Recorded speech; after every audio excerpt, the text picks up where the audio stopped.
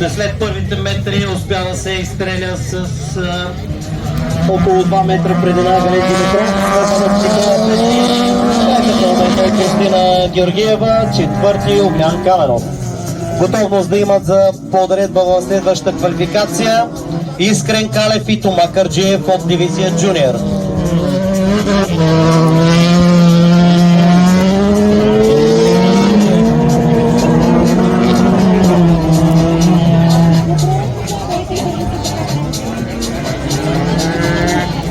Пет състезателни обиколки ще имат удоволствието да извъртят състезателите в дивизия Тури, както и останалите по-късно. А виждате каква битка се получава между Никола Печев и Кристина Георгиева.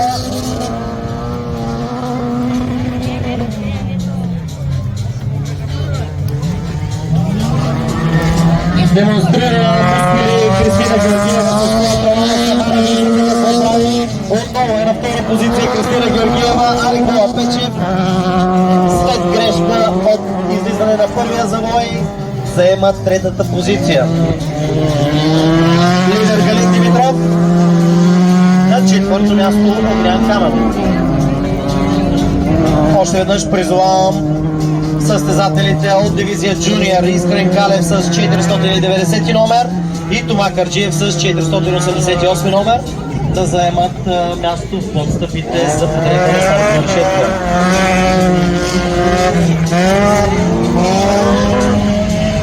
Безапелационно управление от Галин Димитров с 54-74 времето на Галин Димитров, едноличен лидер.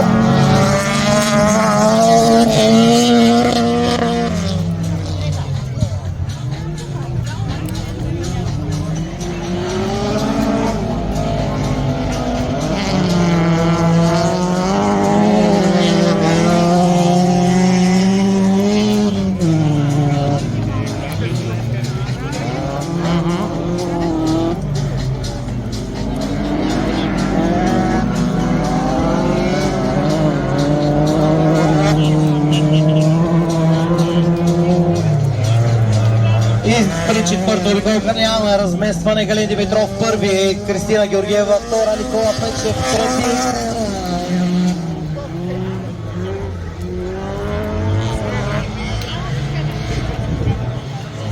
Абсолютно мъжко управление от Кристина Георгиева, не се дава на мъжете около себе си. Трето място за Никола Печев, който вече е почти застигнат от Огнян Каменов. Явно има някакъв проблем в БМВ-то на Никола Печев.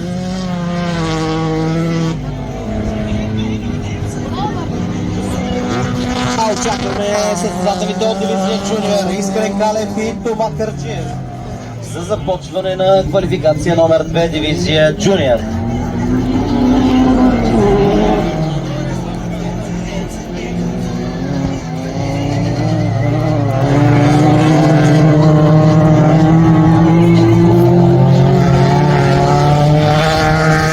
Последна обиколка започна Галин Димитров. Времето на последната обиколка 56-75.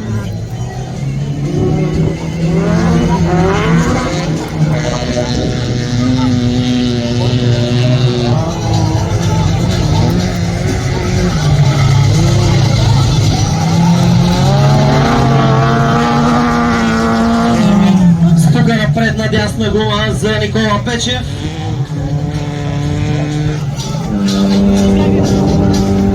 Авария в автомобила на Кристина Георгиева е решил абсолютно заслуженото второ място в тази квалификационна серия на дивизия Туринг. Мал шанс за нейния автомобил и въпреки изпуканата предна дясна гума продължава Никола Печев да задържа второто място в тази квалификационна серия. Ето го и победителя Галин Димитров, 205 номер със своя автомобил БМВ.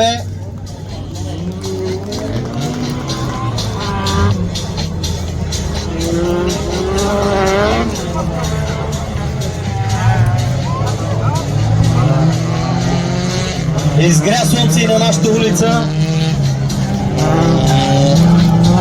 Последни метри Никола Печев успя да задържи второто място. Огнян Каменов трети.